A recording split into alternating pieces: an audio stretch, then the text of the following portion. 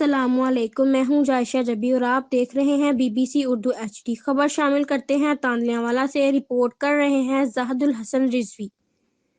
کشمیر ہمارا اٹوٹ انگ ہے اور کشمیر ہماری شہرک ہے۔ جماعت اسلامی اپنی شہرک کی حفاظت کے لیے اپنی جان کی بازی سے بھی دریغ نہ کرے گی۔ پیر مدثر احمد شاہ چشتی۔ پورے ملک کی طرح تانلیہ والا میں بھی 5 فروری یوم یکجہتی کشمیر بھرپور جوش و جذبہ اور نہتے کشمیری عوام کے ساتھ بھرپور یکجہتی کے طور پہ منایا گیا، جس میں جماعت اسلامی تانلیہ والا کی طرف سے نہایت ہی عظیم الشان ریلی کا انعقاد کیا گیا، جس کی قیادت پیر مدثر احمد شاہ چشتی امیر جماعت اسلامی ضلع فیصل آباد نے کی۔ ریلی مرکزی دفتر جماعت اسلامی پل نہر بگلا تانلیہ والا سے شروع ہو کر مکمل بازاروں سے ہوتی ہوئی اختتام پذیر ہوئی۔ ریلی میں سینکڑوں کی تعداد میں افراد نے شرکت، جنہوں نے کشمیر اور جماعت اسلامی کے جھنڈے اٹھا رکھے تھے۔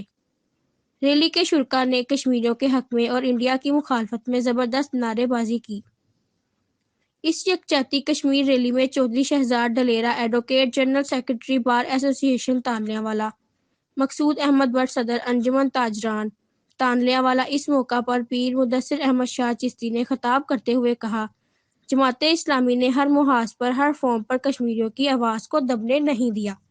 کشمیریوں کا مقدمہ ایک فریق کے طور پر ہمیشہ لڑا ہے۔ کشمیر پاکستان کا اٹوٹ انگ ہے۔ پیر مدثر احمد شاہ چشتی کا مزید کہنا تھا کہ مقبوضہ کشمیر میں بھارتی حکومت اور فوج کی غیر قانونی مداخلت جاری بے گناہ کشمیری عوام، بالخصوص عورتوں، بچوں اور بزرگ شہریوں پر ہونے والے بدترین مظالم قبول نہیں۔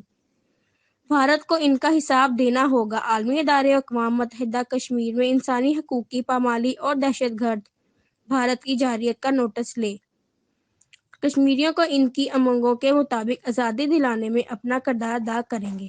مزید خبریں اور اپڈیٹس کے لیے دیکھتے رہیں BBC اردو HD۔